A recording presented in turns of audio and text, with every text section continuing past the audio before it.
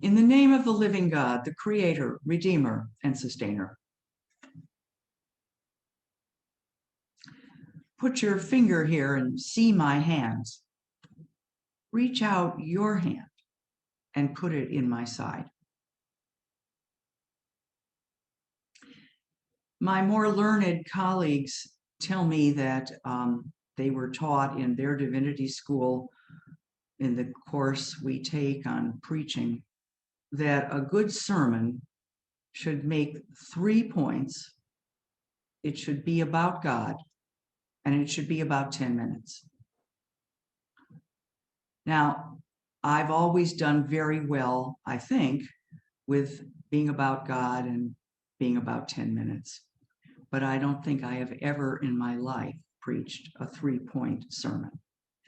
I think it's simply too much and too confusing. And so I try to teach just one thing, except for today. I have 3 points today. The first point is that the Jews, when the gospel says the doors were locked for fear of the Jews, it doesn't make any sense. They were all Jews. They were all Jews. Perhaps we may understand it as the Jewish elites, the religious leaders. Perhaps we may understand it that way. Those among the Jews who were very cozy with the Roman occupiers, who were actually benefiting a little bit from their Roman cohorts. We also know that at the time that the Gospel of John was written, it was 70, maybe even 80 years after the resurrection. And it was a time when the two faiths were beginning to go their separate ways. You need to understand that at the beginning, Christianity started out as a movement within Judaism. They were all Jews. My second point is that the doubting Thomas always gets a bad rap. The fact is that all of the disciples saw the risen Christ except for Thomas.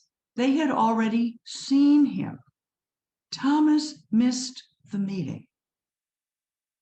And so perhaps he should be called the tardy Thomas. But they all had that same advantage, which perhaps we don't have. And my third point is that perhaps we should call Thomas, not the doubting Thomas, not the tardy Thomas, but the brave Thomas,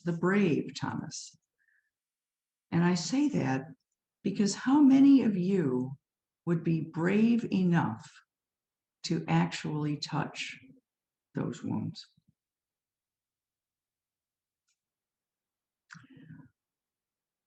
Here's what happened.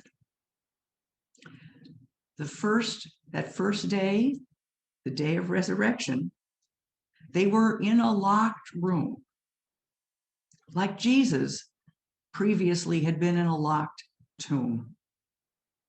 But what they discover is that their fear cannot lock Jesus out. He appears among them.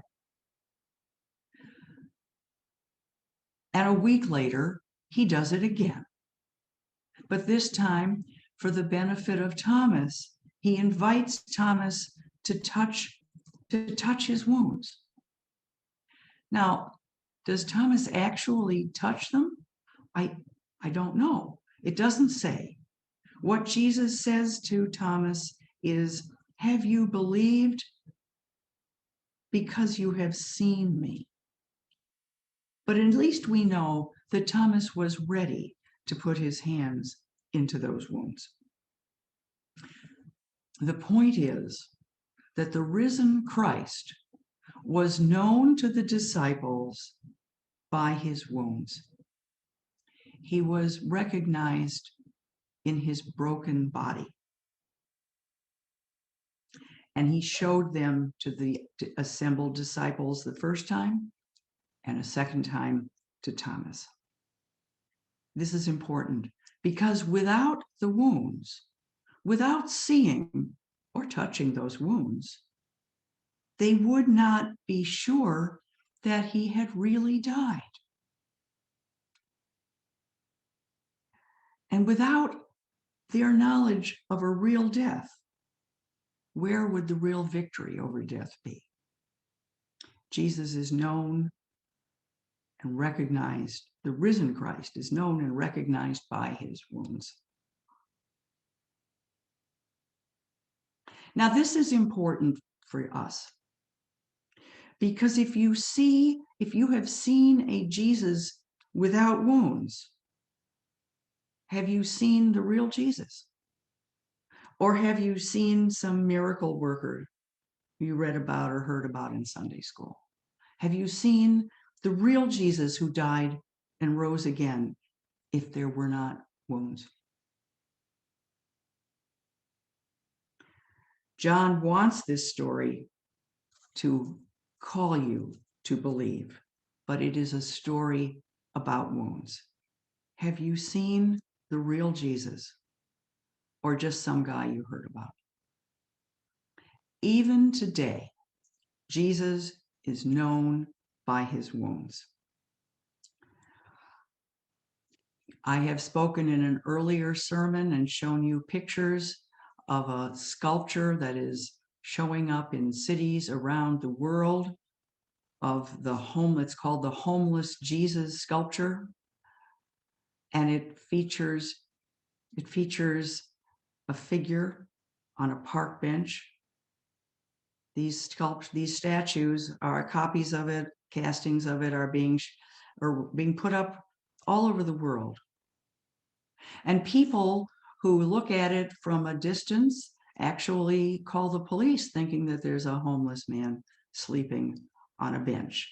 Those who come closer and realize that it's a sculpture, they think that it's a sculpture of a homeless man until they see the feet.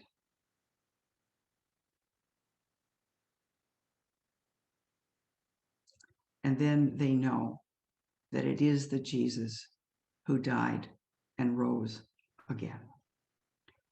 Jesus is known by his wounds. And I think that's where the bravery comes in. Because it takes courage to touch or even look at the wounded around us. It's distasteful. It's messy. But that is where we will find Jesus. But if we lock ourselves away from those messy realities, insisting on the cleaned up Jesus of story, we've locked ourselves into a safe room. And we have not yet recognized the one who walked into that locked room and saved us. Amen.